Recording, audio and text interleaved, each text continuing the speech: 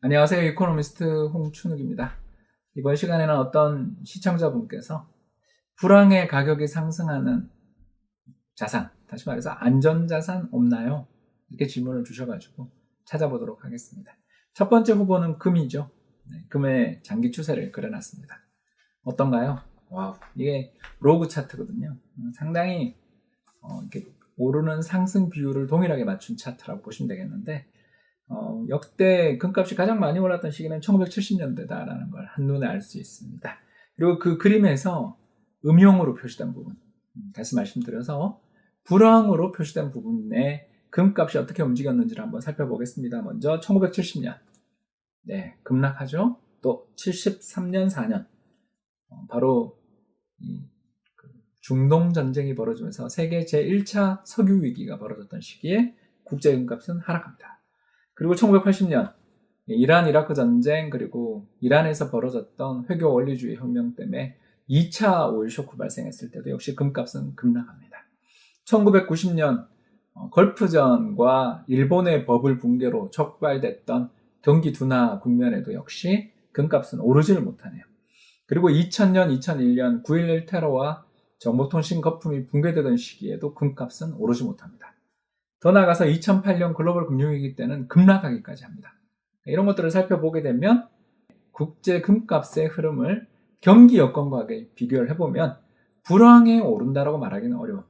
다시 말해서 안전자산이라고 부르기는 어려운 면이 있다 정도 말씀을 드릴 수가 있겠습니다.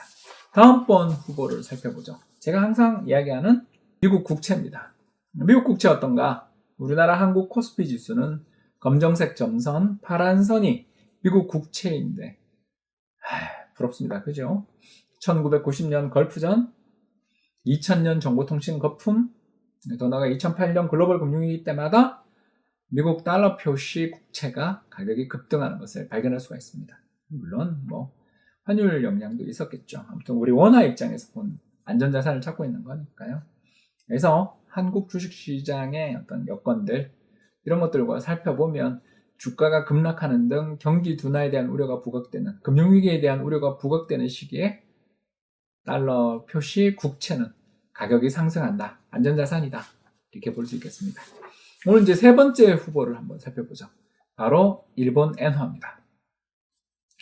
빨간 선은 달러에 대한 엔화 환율을 보여주는데 1990년 걸프전이죠. 2001년 9.11 테러, 2008년 글로벌 금융위기, 회색 음영으로 표시된 부분들입니다. 모두 달러에 대한 엔화 환율이 급락합니다. 이 말은 엔에 대해서 달러가 약세다, 다르게 표현하죠. 엔화 강세다. 달러에 대한 엔화 환율이 급락했으니까 엔 가치가 상승한 거죠. 달러 가치가 떨어진 것이니까요. 그렇게 볼 수 있겠습니다. 그래서 90년이라든가 또 2001년, 더 나가서 2008년 같은 글로벌 금융위기가 터졌을 때 그때라도 엔을 잡아야 한다, 이렇게 볼 수 있겠습니다. 그럼 왜? 궁금하죠?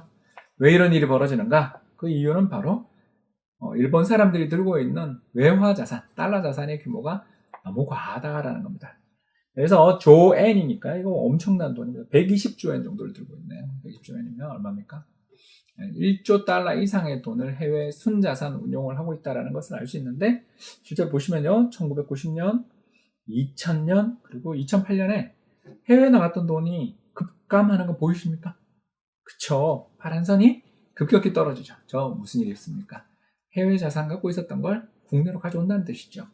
이렇게 해서 해외에 가지고 있었던 달러 자산들을 경제 위기가 발생할 때마다 달러를 팔고 엔으로 가져오는 거죠.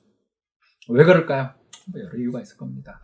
무엇보다 일본 내 자금 수요가 높아졌을 수도 있고, 달러 약세에 대한 기대가, 엔이 안전자산이니까 그런 가능성들도 있었겠죠. 아무튼 여러 복합적인 이유로 인해서 1990년, 2001년, 그리고 2008년 같은 글로벌 신용경색 경제 위기의 시기들마다 엔화는 강세를 보이는, 엔화 사자세가 늘어난다, 이렇게 외워두시면 되겠습니다. 그래서 글로벌하게 위험한 시기, 투자에 굉장히 위험한 시기가 덮친다 싶을 때는 달러 표시 국채, 그리고 일본 엔화 표시 자산들에 대한 관심들이 높아져야 되고, 또 그를 대비해서 우리가 자산 배분한다, 이렇게 오늘 말씀을 드릴 수가 있겠네요.